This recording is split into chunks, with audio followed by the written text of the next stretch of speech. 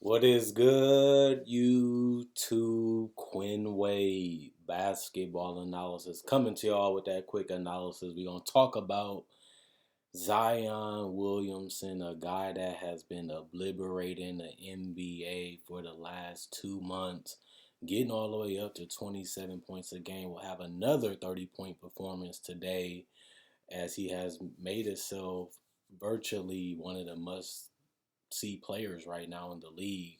Although the Pelicans aren't winning that many of those games, and they didn't win today against the Knicks either, Zion is just an interesting guy, and a lot of people are comparing him to Shaq because of the numbers he has been putting up from the paint and the efficiency that he has scored at. I think Zion is more skilled than we give him credit for. His ball handling ability to be able to protect the rock when going up and finishing, and also getting a foul.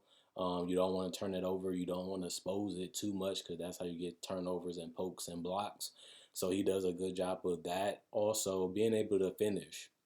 I don't believe that it's just his size and strength. I think it's skill. Like you see the finishes that this man, they off balance, they awkward, and he is getting it on that backboard. He's getting it on top of that rim and it's going in.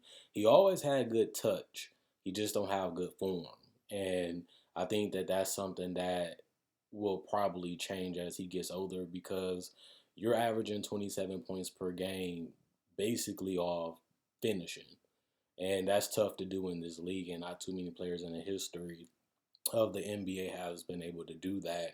The best part, he is a 69% free throw shooter, so he isn't a Dwight Howard, he isn't a Shaq, he isn't a DeAndre Jordan, and those type of guys that can't finish at all. He can finish at a high level and also knock down free throws at a okay level. You would love to see improvement on that, just like we've seen with Blake Griffin, Chris Webber, and those type of guys. And I think that with him being so young and so raw, and being able to accomplish what he has done so far to this day, just based off that, that's incredible. And it's unfortunate that they're not getting too much team success. I like Ingram and him more than other people. Will this be a championship duo? I think you can question that because Brandon Ingram hasn't really improved significantly this year compared to last year. We knew that Ingram would be good. We knew that he would be possibly an all-star caliber guy when he was drafted, and he has done that already. But we also thought he would be a significantly better defender. We also thought he would be a way more unstoppable scorer. And a lot of that has to do with Zion taking his place. This is his team, and it should be. Zion was the number one pick. Zion is projected to be a superstar, and he's showing that already in year two. And he's coming off a meniscus injury last year that people thought he was slower. People thought he was less explosive, and that's why you have to give him credit on his ability to finish and attack the basket relentlessly and fearlessly. On top of that, you gotta give him credit for being so great at it. Like for him to be sagged off the way he gets sagged off and still be able to blow to the basket and still being able to put fear in defenders. I seen Julius Randle back all the way off of him, and Zion just went at him.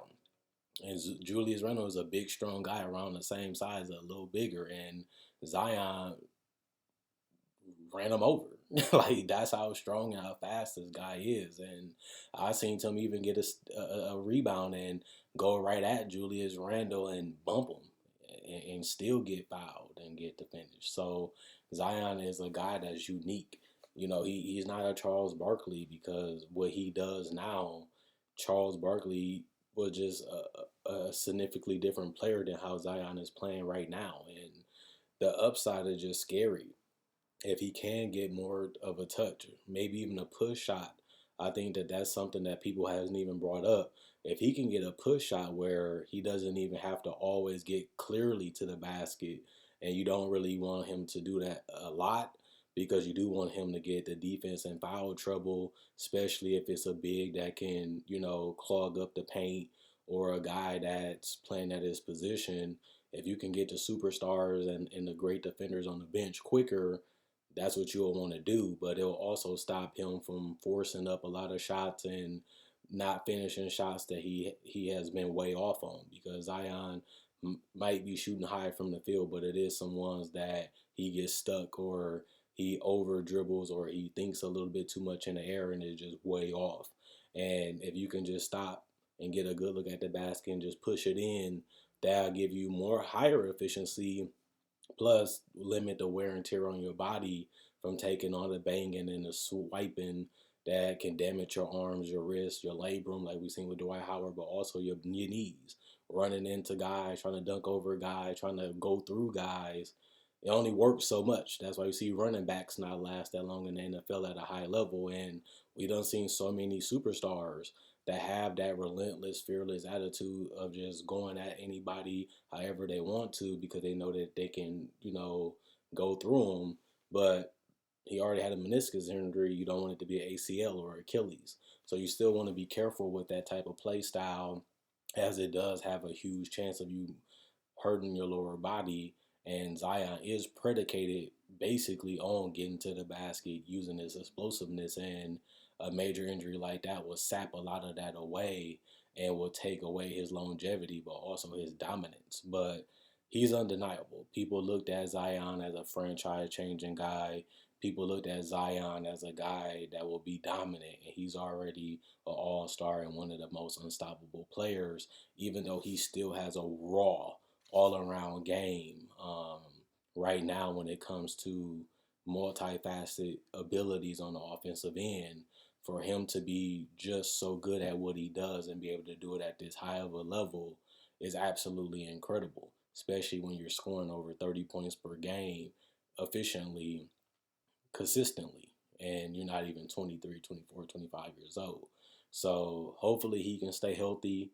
Hopefully he can, improve his free throw shooting significantly, which will be tough for him to do, as usually guys don't get to become 80% free throw shooters when they start off where he's at and where he was as a rookie. But if he loves and adores the game like he has shown, you never know. He doesn't still look like a great defender, may never be. I thought he would be a significantly better rebounder than he is, but he is undersized, and he still is pretty good offensively when it comes to rebounding, cracks, steeping in and slipping in, grabbing rebounds, overpowering the grabbing rebounds, out jumping the grab rebounds. That's all effort and energy. And Charles Barkley was a guy that averaged a lot of rebounds, being undersized. And Zion is about decent, because 7 isn't great, especially when you're around the paint as much as he is. You would think he'd get even more. Also adding on to his ability to offensively rebound. So for Zion to be as good as he is while still being so young and still having so much upside is scary, for the NBA. Now, the biggest question that nobody asks, how do you get the best out of his abilities? And what does that mean? How do you build a team that can win a title around him? Because you didn't do it with Chris Paul. You didn't do it with Anthony Davis. And you get another number one pick that is this incredible already. You want to do it right this time. We know that Zion is going to be under this rookie contract. We know he's 100% going to sign that extension, but you don't want to do all this building, have all these picks, and come up short with the NBA title. People look at Zion as the second best youngest player in the NBA outside of Luka Doncic. And this team isn't really even close to me to making the playoff push.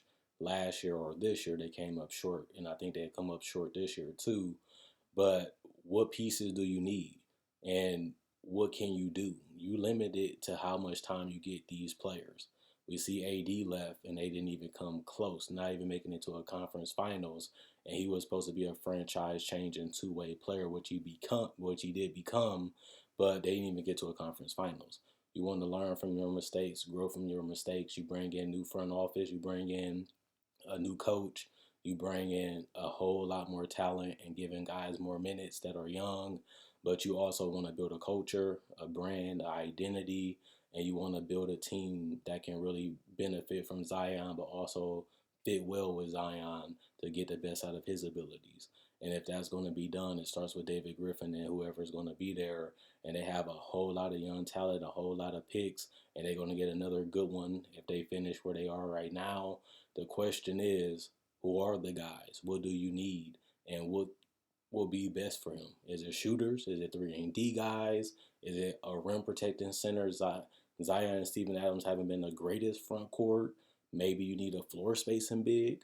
Maybe you need him at center in the future if he becomes a great defender and better rebounder. We won't know because he's so young and he has a huge amount of upside already improving significantly from rookie to sophomore year.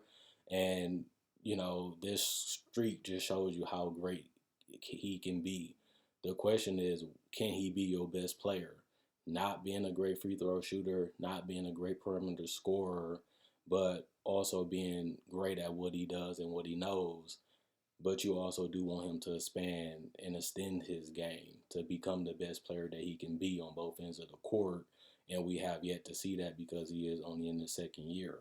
But you like the potential, you like the upside, and you do like the future to a certain extent when it comes to prospects and potential to what they can do. But now that you've seen what Zion can do and how he plays, allowing him to be a more of a playmaker, allowing him being more of a decision maker, allowing him to play his game at the highest level. Now you got to find out what pieces work and what doesn't. So that's going to be a tough challenge. That's going to be something that they're going to have to figure out within another 2 to 3 years. And the big thing is, do you want to keep Ingram around? You paid him. He's going to be a great supporting guy. He is an unselfish guy. And he is a guy that is a wing that is skilled and can really do a lot of things on the court. But if he's not going to be a great defender and he's also not going to be a dominant elite level scorer, then you do have to figure out what's another alternative to get a player that can be better, or at least the second best player to a championship team with Zion on there too. So you might have to use the picks and some young players in Ingram to get that guy. Or you might have to get it through the draft, which is trading up, or, just getting it just because they're not good enough to be a playoff team. We'll see how things pan out in the future. But right now, if you're a Pelicans fan, y'all not winning a whole lot, but y'all are must-see TV because of Zion. And y'all do have a superstar in Zion. And y'all do have something that we have to look forward to. Can Zion be the best player on the championship team? Can he be as dominant as Shaq was in the finals and through the playoffs? And what is his Batman? Or what is his Robin? What can that be? What should it be at the end of the day? That's going to be the question David Griffin and we'll have to find out, and we'll see if they get it done. Other than that, check out my website, check out my Facebook page. Hopefully you guys enjoyed the video. I'll be back with another video Monday that gives you a reason to subscribe. And other than that, it's going to be fun watching this Pelican team the next 2 to 3 years and seeing where they can take this thing and where they go.